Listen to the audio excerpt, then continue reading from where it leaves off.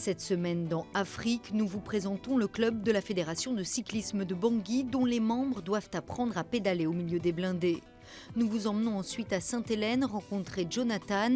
À au moins 185 ans, cette tortue est sans doute le plus vieil animal terrestre vivant. Enfin, nous irons à Chefchaouen, une petite ville du nord du Maroc qui fait tout pour être un modèle en matière de développement durable. Mais tout de suite, les titres de l'actualité. Une semaine après le drame, l'Égypte est toujours sous le choc. Vendredi dernier, 305 personnes ont été tuées dans un attentat dans une mosquée du Sinaï, parmi lesquelles 27 enfants. J'ai commencé les prières du vendredi et après 2 ou 3 minutes, j'ai entendu le bruit d'une explosion, ou peut-être 2 dehors. J'ai vu tout le monde courir et sortir par la porte et par les fenêtres. Certains se cachaient derrière le pupitre. Je me suis retrouvé par terre et par-dessus moi, il y avait 2 ou 3 personnes qui saignaient. Ils ont tiré sur tout le monde, tous ceux qui étaient encore vivants dans la mosquée. L'attentat n'a pas été revendiqué, mais tout indique qu'il s'agit d'une opération djihadiste. Tout ce qui se passe en ce moment, c'est une tentative visant à freiner nos efforts contre le terrorisme.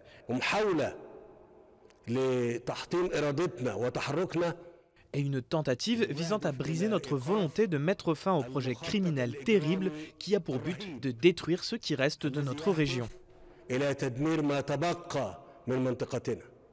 Dans la nuit suivant l'attaque, l'armée a procédé à des frappes aériennes dans la zone et mardi, le ministère de l'Intérieur a annoncé avoir abattu 11 terroristes dans un raid lancé par les forces de sécurité dans la péninsule du Sinaï.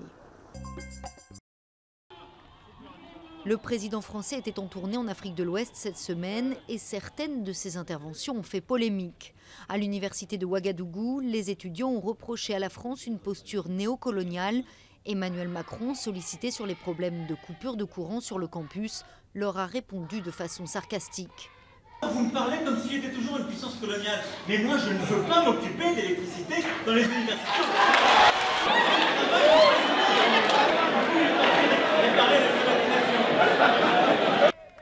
Emmanuel Macron s'est également rendu à Accra, au Ghana, en présence de l'ancienne star du football, Abedi Pelé, une première pour un chef d'État français, et à Abidjan pour rencontrer son homologue et participer au 5e sommet Europe-Afrique. Et c'est l'immigration qui était au cœur du sommet, avec pour ambition de donner un meilleur avenir à la jeunesse africaine. Nous ne mettrons pas fin aux tragédies en Méditerranée si nous ne créons pas d'opportunités significatives de migration légale. Et il faut aussi que les politiques de coopération pour le développement contribuent à offrir aux gens le choix de trouver un avenir digne chez eux.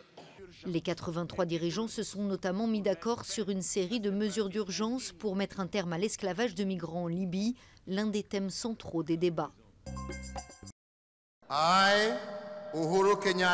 C'est une cérémonie d'investiture un peu particulière qui a eu lieu au stade Kasarani de Nairobi, où Uhuru Kenyatta a prêté serment en tant que président pour un second et dernier mandat. De leur côté, les partisans de l'opposition refusent toujours de reconnaître la légitimité du scrutin.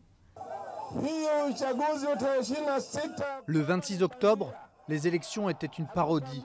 Nous ne les reconnaissons pas, nous ne les reconnaissons pas. Voici pourquoi notre première étape est de dire que Uhuru Kenyatta n'est pas le président du Kenya.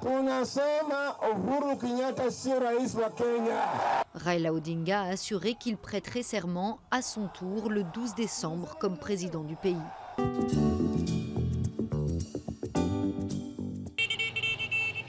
Chaque dimanche matin, un étrange spectacle s'offre à la ville de Bangui en Centrafrique.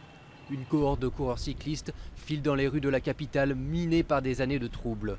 Au milieu de la cohue et de la pollution, les jeunes sportifs slaloment entre les nids de poules et les blindés de l'ONU. Il y a beaucoup de trous sur la route, on ne peut pas rouler normalement. Parce que la route, c'est vraiment... Si c'est seulement la route d'ici, ça va. Mais si on sort, par exemple, la route de Combattant, en allant, on tourne là-bas, on n'arrive même pas à rouler bien. Donc il y a beaucoup de trous là-bas. Dans une ville qui ne compte que quelques kilomètres de route praticable, un petit problème technique peut vite signer l'arrêt de l'entraînement. Avant les troubles de 2013 et le renversement du président Bozizé par la coalition de rebelles de la Séléka, une dizaine de sponsors soutenaient les cyclistes centrafricains. Mais sans cotisation à l'UCI, l'Union cycliste internationale, impossible de concourir au niveau professionnel. Il y a un gros problème de financement qui bloque le bon déroulement de notre fédération parce que nous devons répondre à l'UCI. Mais il en faut plus pour décourager les jeunes coureurs. Même dans ces conditions d'entraînement précaires, certains arrivent à percer dans les compétitions des pays voisins. Bon, ici à Bangui, je suis amateur. Bon, c'est la 4e fois que j'ai fait la compétition internationale au Cameroun. On a fait 13 étapes à la transition régionale. Bon, à la dernière étape, c'est moi qui ai gagné la dernière étape. Hervé rêve un jour de devenir coureur international, comme Fatimatou, qui a pu participer à des courses au Maroc et en Afrique du Sud. Un espoir qui leur donne l'énergie de continuer de pédaler, même au milieu des blindés.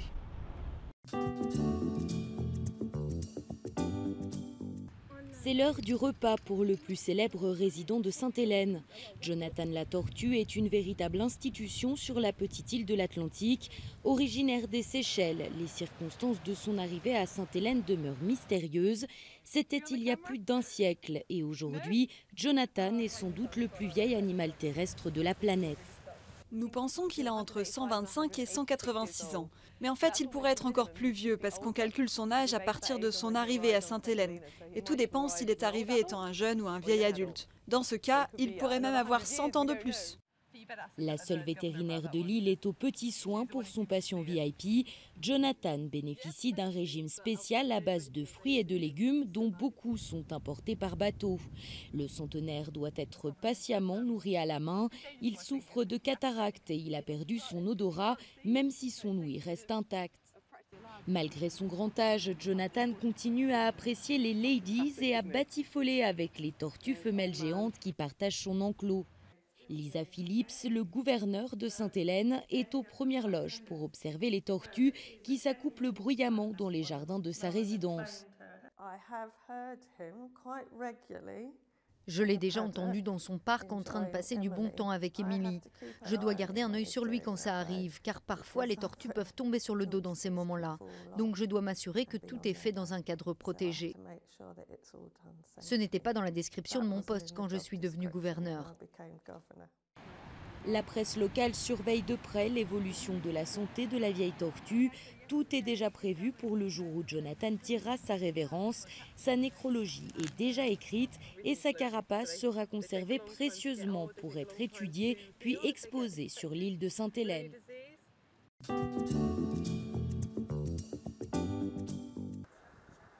Accrochée à flanc de montagne, cette petite ville du nord du Maroc séduit les touristes par le bleu de ses ruelles. Mais depuis quelques années, Chefchaouen se veut aussi ville verte. En 2010, le conseil municipal a voté à l'unanimité une décision visant à en faire une ville écologique et durable. Un projet qui bénéficie du soutien de l'Union européenne et de plusieurs ONG.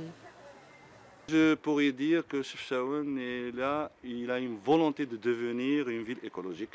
Donc c'est en phase de transition. Mais au niveau Maroc, au niveau Afrique, je crois que nous sommes parmi les villes les mieux avancées dans ce sens-là. Aziz, agent municipal, sillonne en vélo électrique les rues de la commune pour inspecter les chantiers. La municipalité de Chefchaouen nous a donné ce vélo électrique pour préserver l'environnement. Il nous permet de visiter et de surveiller les sites sans avoir recours au diesel qui est polluant.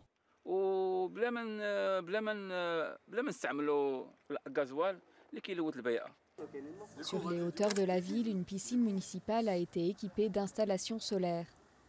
À proximité, les projets verts de Chefchaouen sont pilotés depuis un centre de l'écologie.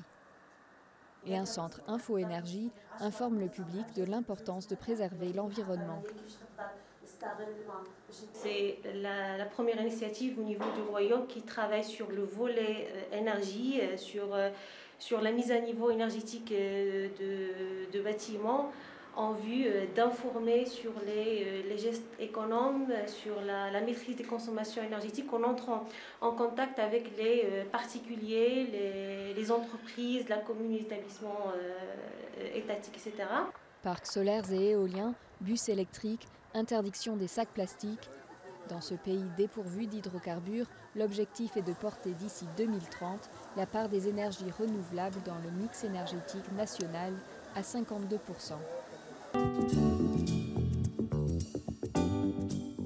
Dans notre prochaine édition, nous irons à Lagos où, pour lutter contre les embouteillages, les autorités essayent de développer les transports sur l'eau. À la semaine prochaine.